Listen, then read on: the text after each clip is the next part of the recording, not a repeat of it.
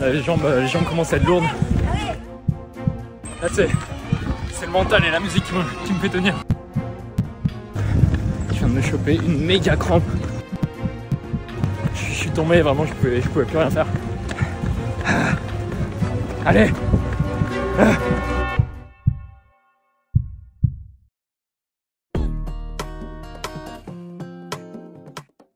Bon là on est 2 jours avant le marathon et on va faire une séance de cryothérapie. L'idée c'est d'exposer le corps à des températures inférieures à 140 degrés. Et l'avantage c'est que ça va accélérer la circulation sanguine et derrière la récupération sera bien meilleure. Et si j'ai des douleurs, et c'est le cas un peu aux mollets, aux hanches, c'est censé disparaître grâce à ça. Donc là je me prépare et on va y aller dans quelques minutes.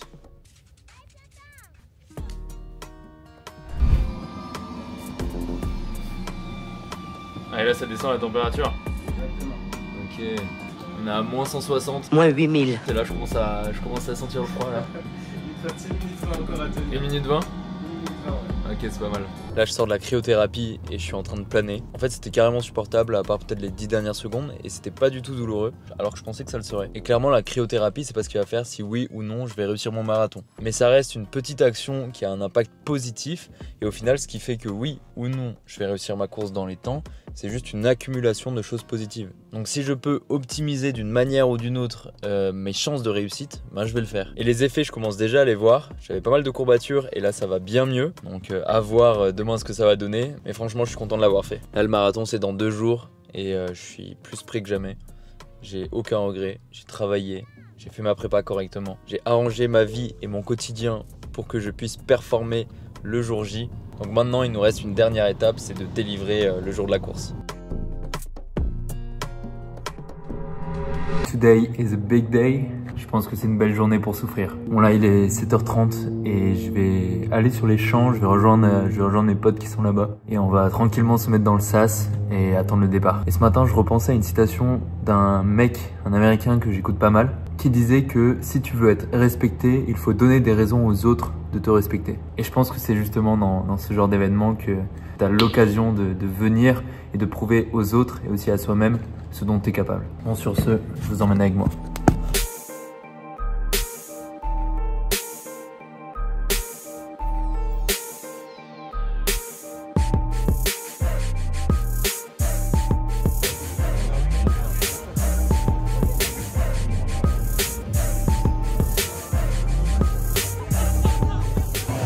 D'arriver dans le sas, il est 3h30, plus qu'une dizaine de minutes avant le départ.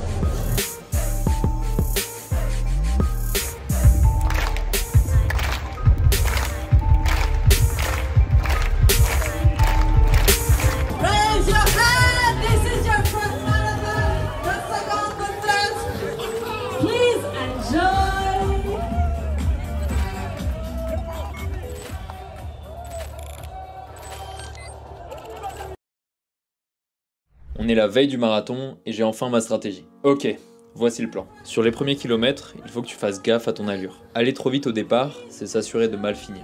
Donc ne fais pas attention si les autres te dépassent au début. Rappelle-toi que tu dois garder des forces pour plus tard.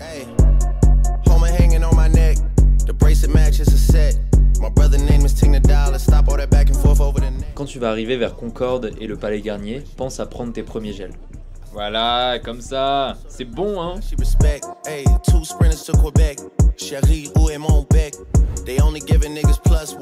On arrive place Vendôme, je me sens bien, énergique.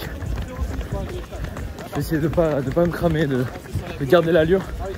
Et on est sur du 5-20, on est bon. On continue comme ça. Et pas de prise de risque inutile. Tu le sais, les 10 premiers kilomètres sont jamais faciles. Pendant toute ta prépa, tu as toujours eu des difficultés en début de course. Mais souviens-toi, une fois que tu atteindras le 7e ou le 8e kilomètre, tu commenceras à te sentir un peu mieux.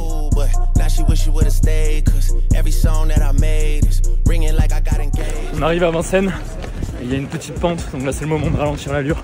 Tout le monde qui me dépasse, mais c'est ok, je me cale sur 5,40 pour pas trop me cramer là-dessus.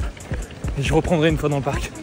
Lorsque tu arriveras dans le bois de Vincennes, ralentis dans les montées. C'est possible que certains coureurs te dépassent à ce moment-là, et c'est ok. L'adrénaline du départ se sera dissipée, et tu commenceras probablement à ressentir une perte d'énergie. Tu vas avoir envie de mettre ta musique, mais c'est encore trop tôt. Il faut que tu maintiennes ce rythme jusqu'au 17e kilomètre.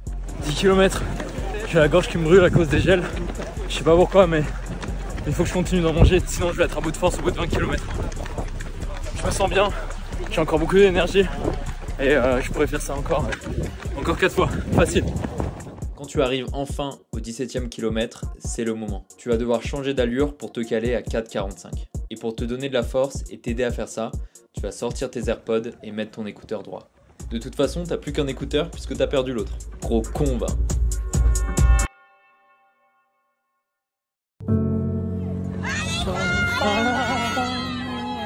Les 2 premiers kilomètres après le changement d'allure seront très difficiles. Tes jambes seront lourdes, mais tu dois quand même continuer.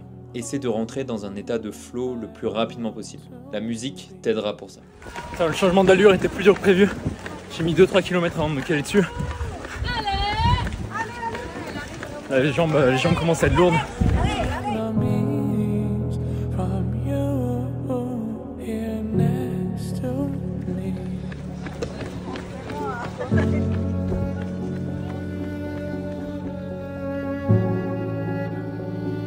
« 26 km, je commence à avoir mal aux jambes. Là c'est le mental et la musique qui me fait tenir.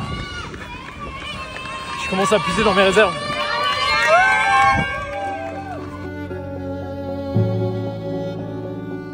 On arrive au 30e kilomètre. Je suis mort, j'ai plus rien. Là je vais commencer le 1v1 contre le mur. On va voir comment ça va se passer.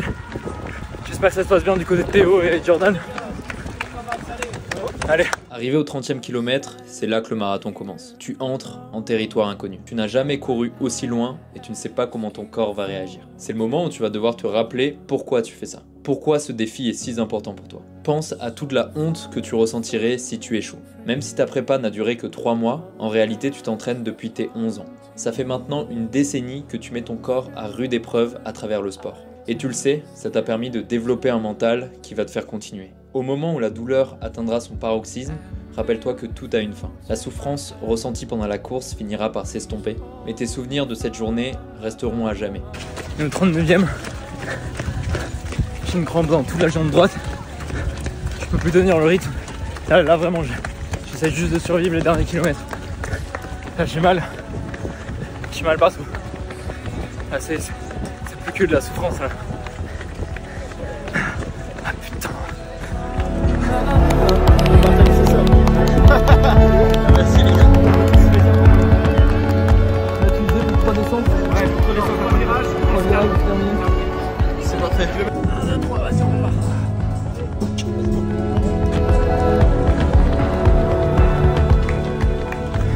Je viens de me choper une méga crampe. Je suis tombé par terre et il y a des mecs qui sont venus m'aider. Ils m'ont fait un massage à la cuisse. Ah, je vais pas forcer, j'ai peur que ça me reprenne. Je suis tombé, vraiment je pouvais plus rien faire. Ah. Allez. Ah. On creuse les 40 km. Voilà. Allez le temps, tous les manches. Allez. Qu'est-ce que c'est ça? Kilomètre 42, allez. Ouais. Allez, top.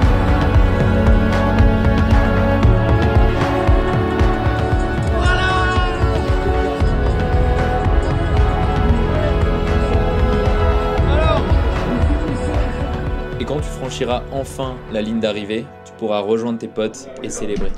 Il a